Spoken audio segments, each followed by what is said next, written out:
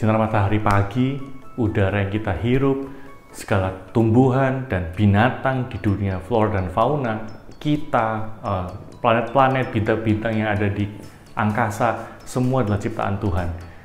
Dan Kejadian 1 ayat 1 mencatat, pada mulanya Roh Allah melayang-layang di atas air. Nah, kalau kita pahami Roh Allah ini adalah Allah yang Tritunggal, maka di dalamnya ada pribadi Allah Bapa, ada pribadi Allah Anak, dan Allah Roh Kudus. Jadi pada saat Allah berfirman, menciptakan segala sesuatu, menciptakan gelap dan terang, langit dan bumi, tumbuhan dan binatang, bumi dan segala isinya, termasuk kita manusia. Sebenarnya, segala ciptaan itu diciptakan secara bersama-sama. Memang pekerjaan misterius yang ajaib ini Tuhan lakukan dalam konteks Allah Tritunggal, di mana Allah Bapa dan Allah Anak dan Allah Roh Kudus bekerja bersama-sama menciptakan ciptaan ini. Jadi Roh Kudus karyanya sudah ada pada saat bumi ini, alam semesta ini dijadikan. Bahkan sebelum bumi dijadikan dalam kekekalan, Allah Bapa, Allah Anak, dan Allah Roh Kudus sudah bekerja, sudah menunjukkan karyanya. Lalu, apakah setelah segala ciptaan ini ada, Allah Tritunggal ini meninggalkan ciptaannya? Allah tidak meninggalkan ciptaannya. Ia melestarikan, ia menjaga, dia memelihara ciptaannya. Dengan cara bagaimana? Yang pertama adalah Allah melestarikan ciptaannya, atau to preserve creation. Dia memastikan bahwa ciptaannya ini berlangsung, memastikan bahwa ciptaannya ini bisa berkesinambungan, supaya pada akhirnya ini dipersiapkan Allah untuk ia pakai sesuai dengan kehendaknya. Yang kedua adalah Allah itu menjaga fungsi-fungsi dari masing-masing ciptaan ini, atau to conquer. Fungsi-fungsi yang Tuhan jaga ini penting sekali untuk menjaga keteraturan atau order dalam ciptaan. Mengapa demikian? Karena kita sebagai manusia yang terbatas ini membutuhkan sesuatu yang teratur untuk bisa mengelola ciptaan yang Tuhan siapkan untuk kita. Jadi Allah menjaga, memastikan bahwa keteraturan itu ada, sehingga kita bisa berkarya dan kita bisa mengolah segala ciptaan yang Tuhan sediakan. Dan yang ketiga adalah Tuhan berdaulat dan berkuasa atas ciptaannya. Dia akan memimpin segala ciptaannya, baik yang kecil maupun yang besar, itu untuk kembali kepada kemuliaan Tuhan. Jadi segala yang Dia ciptakan selama 7 hari itu, mulai dari langit dan bumi, sampai kepada kita manusia, semuanya akan Tuhan pimpin kembali kepada kemuliaan Tuhan. Dia akan menuntun jalannya ciptaan sampai kepada Dia, kembali kepada ciptaannya Dia. Jadi Tuhan sudah menyediakan kita sebuah taman, dan kita adalah tukang kebunnya. Dan Tuhan itu sebenarnya tetap beserta dengan kita di dalam kebun yang Tuhan sudah sediakan.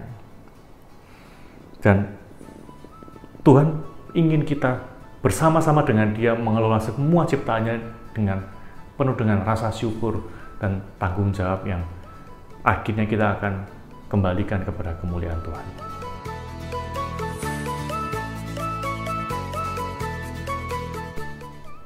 Tuhan menciptakan alam semesta terdiri dari benda-benda mati seperti planet-planet, bintang-bintang, asteroid, air, gunung, udara, gas. Itu adalah benda-benda mati. Dan Tuhan juga menciptakan benda-benda hidup atau makhluk hidup seperti burung di udara, ikan-ikan di laut, binatang-binatang merayap, tumbuh-tumbuhan. Itu adalah kita sebagai manusia, kita juga makhluk hidup. Dan siapa sebenarnya yang memberikan kehidupan ini? Pada saat Allah menciptakan langit dan bumi secara bersama-sama, Allah juga menciptakan tumbuh-tumbuhan, hewan, dan Adam. Jadi Allah Bapa, Allah Anak, dan Allah Roh Kudus secara bersama-sama menciptakan makhluk-makhluk hidup ini. Dan juga dicatat secara khusus di Mazmur 104 bahwa segala binatang yang hidup ini asalnya dari Roh Allah. Dan khusus untuk Adam, bahwa pada saat Allah berfirman dan menghendaki membuat satu ciptaan yang sama seperti mereka, Allah secara khusus mengembuskan nafas hidup ke dalam diri Adam yang waktu itu dibangun dari debu dan tanah, sehingga debu dan tanah ini yang mati menjadi sesuatu yang hidup. Dan ini adalah karya Roh Allah, karya Roh Kudus bersama-sama dengan Allah Bapa dan Allah Anak.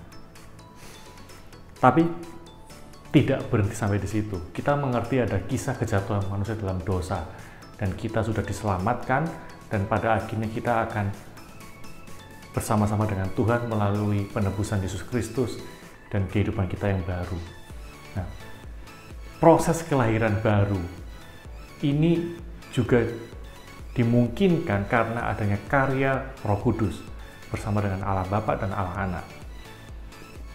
Roh Kudus yang memungkinkan kita dipersatukan dengan Kristus, yang bersama-sama dengan Kristus kita matikan dosa-dosa kita, dan kita akan dibangkitkan dengan hidup yang baru. Dan hidup yang baru ini adalah nafas baru yang diberikan dari Allah melalui penyertaan Roh Kudus dalam hidup kita.